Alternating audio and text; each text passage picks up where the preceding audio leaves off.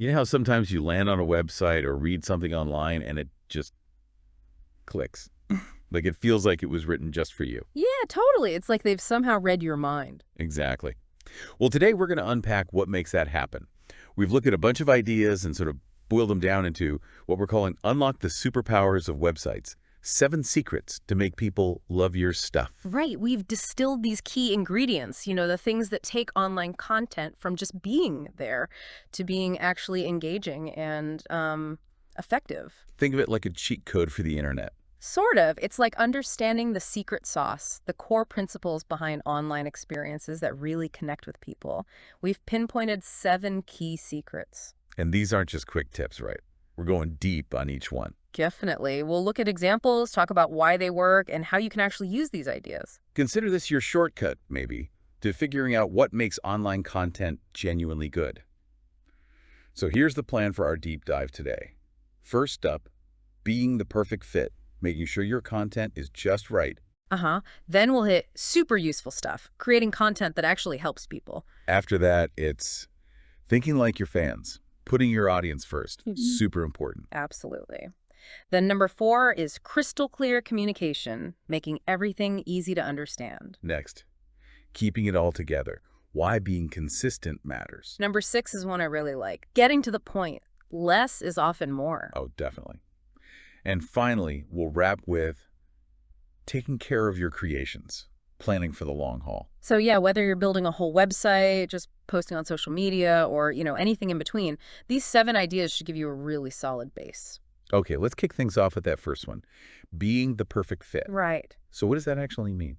I'm thinking, like, have you ever looked for, say, a simple cake recipe online Uh-huh. and you land on some fancy chef's blog with techniques you've never heard of and ingredients you can't even find? Oh yeah, all the time. It's frustrating. Exactly. It just doesn't fit. You click away instantly. That's kind of the core idea here, isn't it? The content needs to fit the audience and what you're trying to do. Precisely. It's like putting on shoes that are 2 sizes too small or maybe way too big. It just doesn't work. Good content feels right. It anticipates what the user needs. Ah, anticipates. I like that. Yeah, when someone lands on your page, they have a goal, right? Maybe small, maybe big. Content that fits feels like it was almost designed for them in that moment. Like it knew they were coming. Kind of. And from the business side, it also needs to fit your goals. Hmm. Are you trying to build awareness, explain a feature, drive a sale? The content has to align. And it's not just the topic, is it? It's also how and where they see it. Totally. Context is huge. Like if I'm on my phone just needing your restaurant's address fast, Yeah, I don't want to dig through some long Our Story page. I need the address, like now. exactly. Front and center. That's a different need, a different context than someone sitting at a desk, maybe researching catering options in detail. Right, so what happens when it doesn't fit? When the content is just wrong? Well, the most obvious thing is users leave if they can't find what they need, or if it's, full of jargon they don't understand. Like that beginner's guide packed with PhD level terms. Exactly that. They're gone. They feel frustrated, maybe even a bit stupid, which is the last thing you want.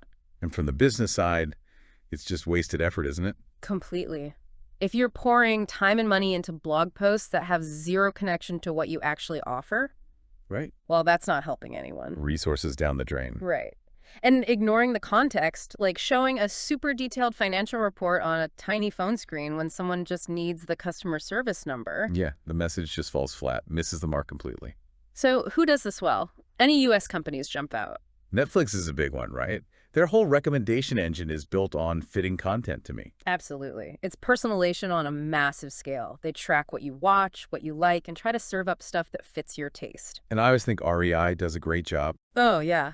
How so? Well, whether you're a total beginner buying your first tent or some hardcore mountaineer, their product info, their guides, their stories, it all feels tailored. Right. They understand the different levels of expertise and interest within their audience. They speak the right language to each group. Yeah.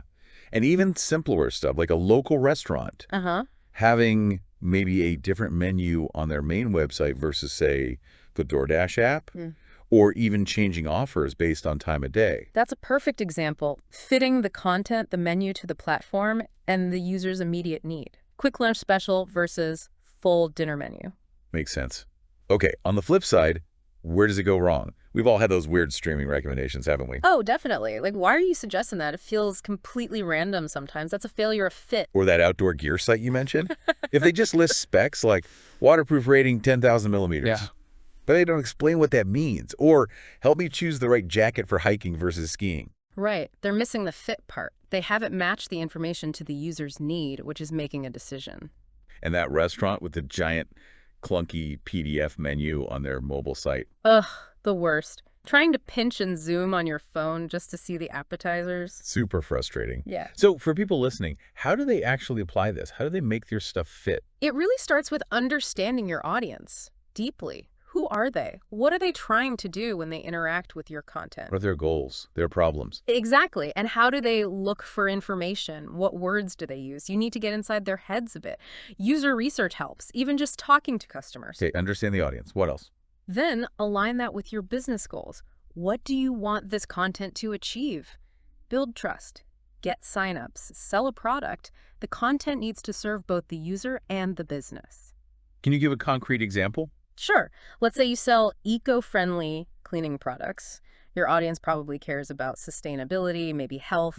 So creating blog posts about, say, the environmental impact of certain chemicals or tips for a zero-waste kitchen, that content fits. Because it aligns with their values and your products. Precisely. It addresses their interests, subtly reinforces your brand's mission, and positions your products as a solution. It's a natural fit. Got it. Okay, that makes sense. Fit is crucial. Let's move to the second secret. Super useful stuff. This sounds obvious, but maybe it isn't. You'd think so, but it's surprisingly easy to miss. Think about getting a beautifully wrapped gift box. Yeah. You open it up, full of anticipation, and it's empty. Oh, disappointment. Major letdown. Exactly. That's how users feel when they encounter content that looks good, maybe sounds impressive, but offers zero real value or help. Super useful stuff means shifting focus. Your content should actively help people. So it's not just filler. It actually does something for the user. Yes. Does it help them solve a problem, learn a skill, make a decision, understand something complex? That's usefulness. Utility is key. Okay, so what are the big wins if you nail the usefulness factor? Well, first, you're genuinely helping your users. That builds trust and appreciation like nothing else. If your guide helps them fix their leaky faucet, they'll remember that. Right. Creates goodwill. Definitely. Second, when content has a clear, useful purpose, like teaching someone X or answering question Y, you can actually tell if it's working. Ah, you can measure its success. Yeah. Did people complete the tutorial? Did they find the answer they needed? Useful content often has measurable outcomes. And I guess the third benefit follows from that. You're not wasting time on fluff. Exactly. If every piece aims to be genuinely useful, you stop creating content just for the sake of it. You focus your resources, time, money, effort on things that actually matter to your audience. Makes sense. So what happens when content isn't useful? Well, we've all been there, right? Landing on a corporate website that's just full of... Buzzwords. Vague marketing speak. Yes. Stuff that sounds grand but tells you absolutely nothing about what they do or how they can help you. It's just frustrating. You leave feeling confused, maybe a little annoyed. Right. Users get bored, confused, irritated. And if you, the creator, don't have a clear goal for the content beyond something vague like engagement, Then the content itself will probably be vague and unhelpful. pretty much, aimless goals lead to aimless content. And if it has no clear purpose, how can you possibly tell if it's working or how to make it better? You can't, really. It's impossible to evaluate or improve something that wasn't designed to achieve anything specific in the first place. Okay, who nails this useful content thing in the US? The Mayo Clinic's website is a fantastic example. Oh yeah, their health information. It's comprehensive, it's evidence-based, it directly answers thousands of specific health questions people have. It's incredibly useful. Good one. Who else? Intuit, the company behind QuickBooks, they have tons of tutorials, guides, FAQs, all designed to help small business owners manage their finances. Right, very practical, solving a specific user need. Exactly. And Khan Academy, free educational videos on almost everything. Their entire mission is based on providing useful learning resources. Okay, so where do companies often fall short on usefulness? You see a lot of, say, healthcare sites with really generic wellness tips, like eat well and exercise. Stuff everyone already knows. Yeah, it's not specific or actionable for someone dealing with a particular condition. It's not truly useful in that context. Or like a software company with terrible help documentation. Oh, definitely. If you can't figure out how to use the tool because the support docs are confusing or incomplete, the software itself becomes less useful. And online courses with messy materials. Right. If the structure is chaotic and the information isn't presented effectively, it fails its primary purpose to teach. It's not useful. So how can our listeners make sure their content hits that super useful mark? It really boils down to defining a clear, specific purpose for every single piece of content before you even start creating it. Every piece. Every piece. Ask, what should this actually accomplish for the user?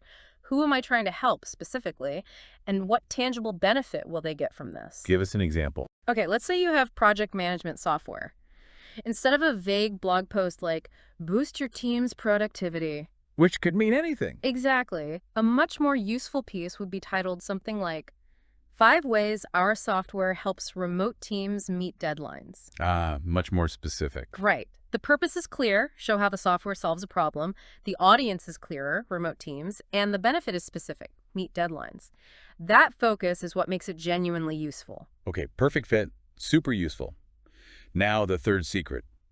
Thinking like your fans. Getting into their heads. Why is this so vital? Well, imagine trying to explain something really important to someone, but you're using all sorts of technical terms and insider language they've never heard before. They just stare blankly. Or get confused. Or annoyed. Precisely. Thinking like your fans means stepping out of your own perspective, your own jargon, your own way of seeing things, and trying to see it through their eyes, using their language, understanding their world. It sounds like empathy, really. It is. It's fundamental empathy. Trying to understand their experience. What are the benefits when you really adopt this mindset? Well, I guess the biggest one is that your content actually connects. Right. It addresses their real needs, their actual questions. Exactly. You're not just guessing what they want. You're basing it on understanding their pain points, their desires. And using their language is huge too, isn't it? Absolutely. If you use the same words they use, the same level of understanding, it feels familiar, relatable, it lowers the barrier to entry. And I suppose it stops you from just talking about yourself all the time. Yes, that's a key outcome. It pulls you away from being self-absorbed, look how great our product is, towards actually serving the audience. Here's how this helps you. So what happens if we don't think like our fans? What are the pitfalls? Well, like we said, the jargon problem. If you use insider terms or acronyms without explanation, you immediately alienate anyone who isn't already an expert. Creates a barrier. A big one. And sometimes companies structure their websites based on their internal departments, not how a customer would actually look for information. Oh yeah, I've seen that. Yeah. Like you have to know their org chart to find anything. Right. Super frustrating. It shows a total lack of user perspective. And honestly, even if your stuff is great, if all your content is just me, people will go find a competitor who actually seems to understand them. Narcissistic content, you called it. Okay. Who does this user-centered thing really well? Apple is often held up as a prime example. There's simplicity. Yes, their focus on intuitive interfaces, explaining complex tech in ways that feel simple and benefit-driven for the user. It's all about the user experience. Amazon too, maybe, with the customer reviews being so prominent. Good one. They put the user the reviews, the ratings right there, front and center. That helps other users make decisions based on peer experiences. They're user-centric. And Wikipedia. It's literally built by users, edited by users. That inherently makes it user-centered, reflecting a vast range of perspectives. Okay, where do we see the opposite? Where do companies fail to think like their fans? Lots of tech websites, unfortunately. Just walls of specs and acronyms that mean nothing to the average person trying to decide if they should buy the gadget. Talking to themselves, basically. Kind of, yeah. Or e-commerce sites with barely any product info, no reviews, maybe a confusing checkout process. Makes you hesitant to buy. Exactly. Yeah. They haven't thought about what information and reassurance a user needs to feel confident making a purchase. Or those online tools or platforms that are just confusing to use. Right. Bad interface design, unclear instructions, often stems from not putting themselves in the shoes of a first-time user. So how can listeners actively cultivate this think like your fans approach? Practice empathy. Seriously, try to imagine being your target user. What keeps them up at night related to your field? What questions pop into their head? How do they describe their problems? Talk to them. Absolutely. Talk to your customers, read forums where they hang out, pay attention to the language they use, and creating user personas can be really helpful. Those fictional customer profiles. Yeah. Give them a name, a background, goals, frustrations related to your area. Then write for that person. It makes it much more concrete. Can you give a quick example? Sure. Let's say you make accounting software, but specifically for freelance writers. Okay. Instead of talking about accounts receivable aging reports, you'd focus on things like getting paid on time by clients or easily tracking expenses for tax season. Using their language, solving their specific problems. Exactly. You're meeting them where they are, speaking their language, addressing their reality, not just pushing accounting jargon. Got it. Okay, moving on to secret number 4. Crystal clear communication. Clarity. Why is this non-negotiable? Well, imagine trying to read something important in a dimly lit room with blurry text. It's an headache. Frustrating. Right. That's what unclear online content feels like. Crystal clear communication is just about making sure your message gets through easily, without friction or confusion. Making it effortless to understand. What are the main benefits of prioritizing clarity? The biggest one is just, it works. Your message lands. People understand what you're saying, what you want them to do. No ambiguity. Right. It also usually means using simpler language, avoiding jargon the audience might not know, and breaking down complex ideas. And clear content is usually well organized. Easy to scan, easy to navigate. Exactly. People can find what they need quickly because the structure is logical and the signposts are clear. And the downsides of not being clear. What happens then? Misunderstandings, obviously. People might completely misinterpret your message. Or they just can't find the information they need because it's buried in dense text or confusing navigation. Leads to frustration again. Always. Frustration, negative feelings about your brand, and ultimately your content just fails, even if the information itself was potentially valuable. Poor execution kills good intentions. So who exemplifies clear communication online? Google's search interface is a masterclass in clarity. Clean design, direct answers, concise definitions. Yeah, very little clutter. Right. And TED Talks are great at this too. Taking complex ideas and making them understandable. Yes. Through clear explanations, storytelling, analogies, they make difficult topics accessible and engaging. Consumer Reports, maybe? Their reviews? Excellent example. Straightforward language, clear criteria, easy to understand ratings. They prioritize clarity so anyone can make informed decisions. Okay. Where does clarity often break down online? Oh, lots of places.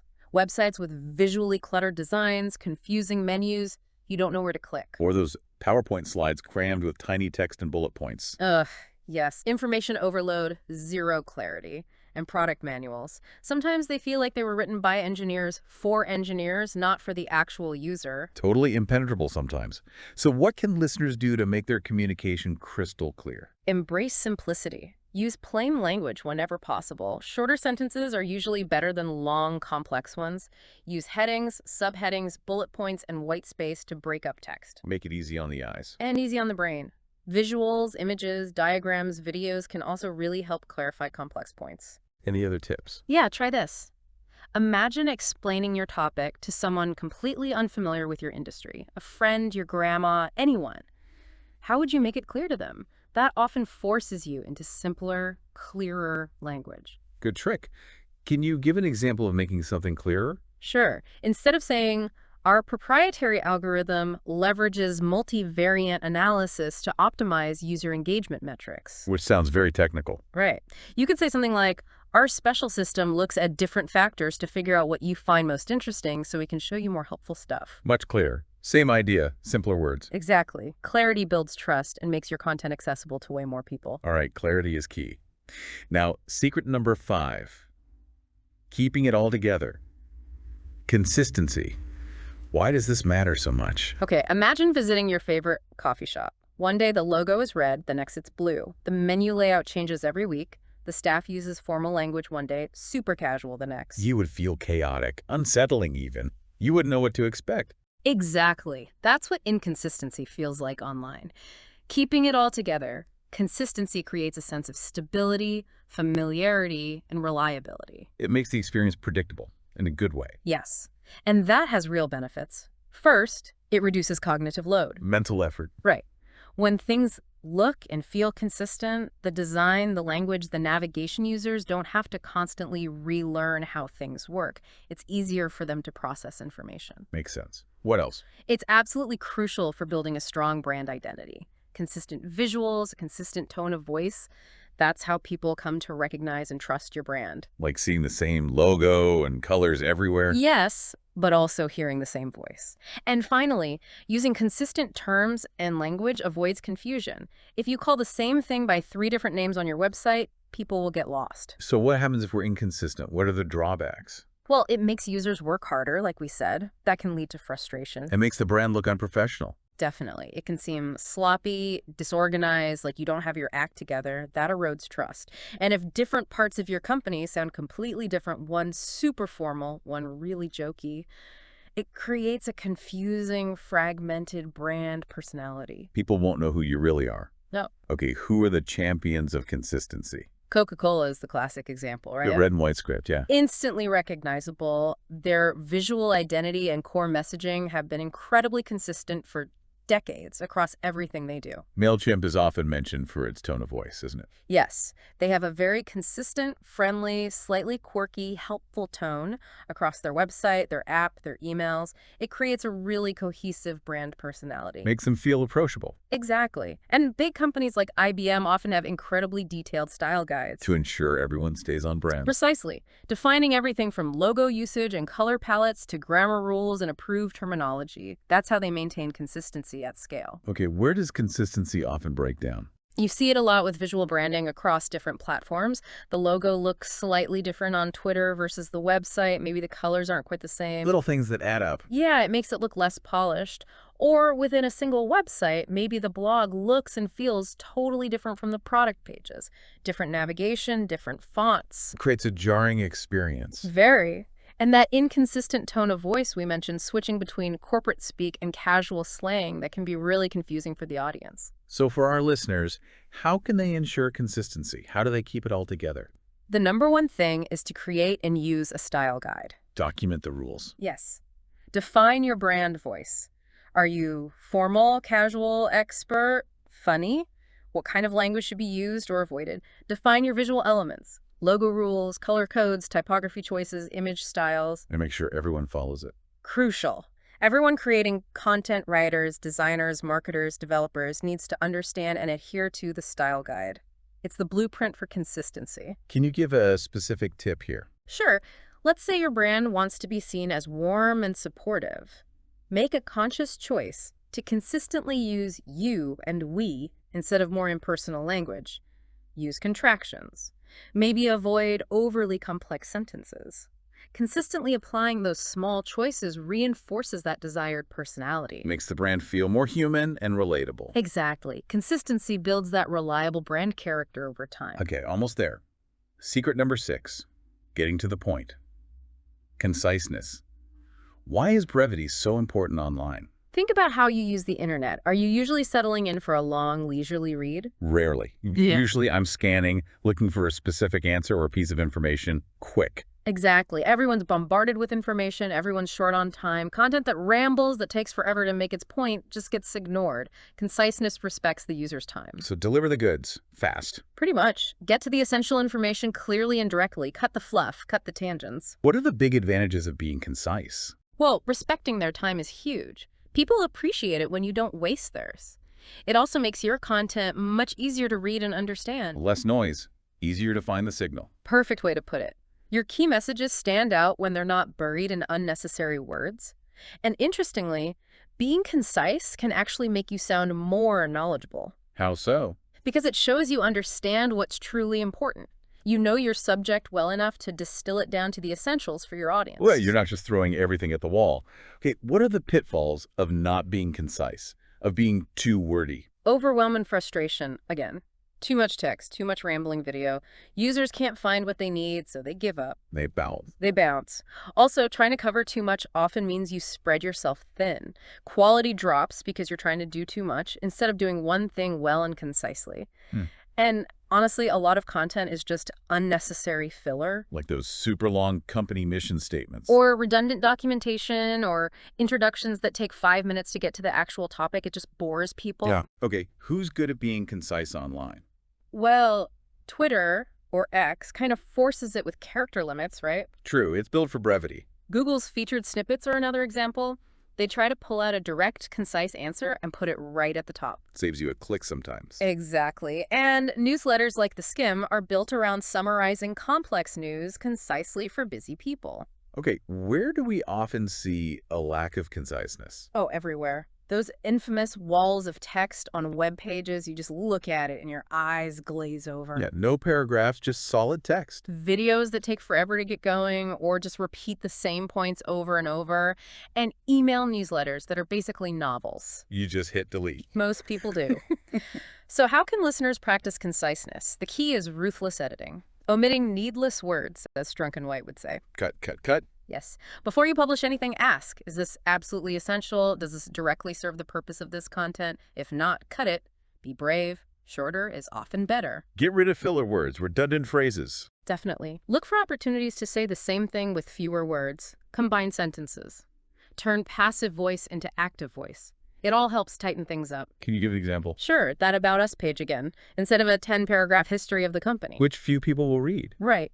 Focus on the essentials. What problem do you solve? Who do you solve it for? What makes you different? Maybe include a key stat or a short testimonial. Get straight to the value proposition. Respect their time. Concise and impactful. Yeah. Okay, last one. Secret number 7. Taking care of your creations. Support and maintenance. Why is this important? Content isn't set it and forget it. Definitely not. Think of it like planting a garden. You put in all the effort to plant beautiful flowers and vegetables. Yeah. But if you just walk away and never water them, never weed, never prune, what happens? It becomes overgrown, things die, it stops being useful or beautiful. Exactly. Online content is the same. It needs ongoing care to stay healthy, accurate, and effective.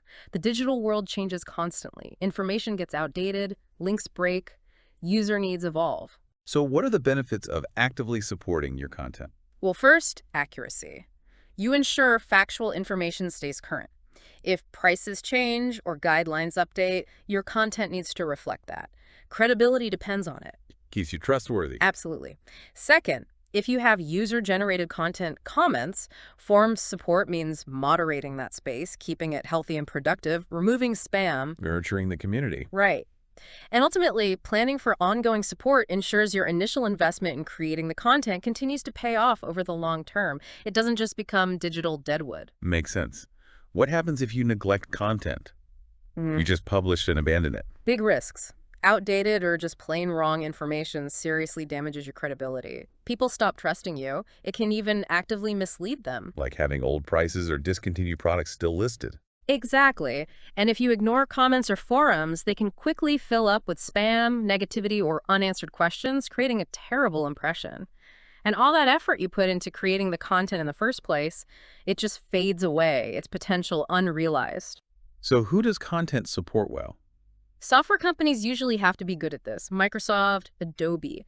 They constantly update their help docs, tutorials, and knowledge bases as their software evolves. To keep user supported. Right. News organizations like the New York Times or CNN are always updating stories as they develop, and they maintain accessible archives. And community platforms like Reddit or Stack Overflow rely heavily on moderators for ongoing support and quality control. Okay, where does content support often fail? It's pretty common, sadly. You find websites with copyright dates from 5 years ago, blog posts talking about outdated trends, broken links everywhere. Signs of neglect. Definitely. Or social media pages where customer complaints just sit there unanswered for weeks. Or blogs that haven't seen a new post in 2 years. It makes the brand look inactive or like they just don't care. So how can listeners make sure they are taking care of their creations? So the key is to think about support before you even publish. What's the plan for keeping this accurate? How often will it need review? Who is responsible for that? When might it need to be retired? Build maintenance into the process. Yes. Assign ownership. Allocate resources. It takes time and effort. And schedule regular content audits.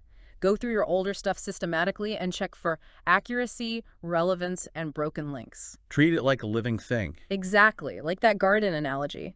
Content needs ongoing care and attention to thrive and keep delivering value. Wow, okay. That's a lot to think about. But it really covers the bases. So that wraps up our deep dive into the Unlock the Superpowers of Websites. 7 secrets to make people love your stuff. Yeah, we hit on being the perfect fit. Uh-huh. Making sure it's super useful. Thinking like your fans, putting them first. Communicating with crystal clarity. Keeping it all together with consistency. Getting straight to the point, being concise. And finally, taking care of your creations through ongoing support. It feels like these 7 things really are the foundation, aren't they? They really are. They might sound simple individually, but applying them thoughtfully and consistently is what separates truly effective online content from everything else. It's how you build something that not only reaches people, but actually resonates and helps you achieve your goals. So as everyone listening thinks about their own websites, their own online efforts, here's maybe a final thought to chew on. Okay. We've talked a lot about human-centric principles, usefulness, empathy, clarity. How might the rise of AI in content creation challenge or maybe even enhance these very human elements we've discussed today? What new opportunities or maybe pitfalls does that bring? Ooh, that's a big question. Definitely something worth pondering. How does AI fit into making content more fit, useful, clear? Or does it risk making it less so? Something to think about. Yeah. But for now, hopefully this deep dive gave everyone some solid, actionable ideas. Yeah, hope it was useful. Thanks so much for joining us for this deep dive. We'll catch you next time with another topic. You know how sometimes you land on a website or read something online and it just clicks? Like it feels like it was written just for you. Yeah, totally. It's like they've somehow read your mind. Exactly. Well, today we're going to unpack what makes that happen. We've looked at a bunch of ideas and sort of boiled them down into what we're calling Unlock the Superpowers of Websites. 7 secrets to make people love your stuff. Right. We've distilled these key ingredients, the things that take online content from just being there to being actually engaging and effective. Think of it like a cheat code for the internet. Sort of. It's like understanding the secret sauce, the core principles behind online experiences that really connect with people. We've pinpointed 7 key secrets. And these aren't just quick tips, right? We're going deep on each one. Definitely. We'll look at examples, talk about why they work, and how you can actually use these ideas. Consider this your shortcut, maybe, to figuring out what makes online content genuinely good. So here's the plan for our deep dive today. First up, being the perfect fit. Making sure your content is just right. Then we'll hit super useful stuff, creating content that actually helps people. After that, it's thinking like your fans, putting your audience first. Super important. Absolutely. Then number 4 is crystal clear communication, making everything easy to understand. Next, keeping it all together. Why being consistent matters. Number 6 is one I really like, getting to the point. Less is often more. Oh, definitely. And finally, we'll wrap with taking care of your creations, planning for the long haul. So yeah, whether you're building a whole website, just posting on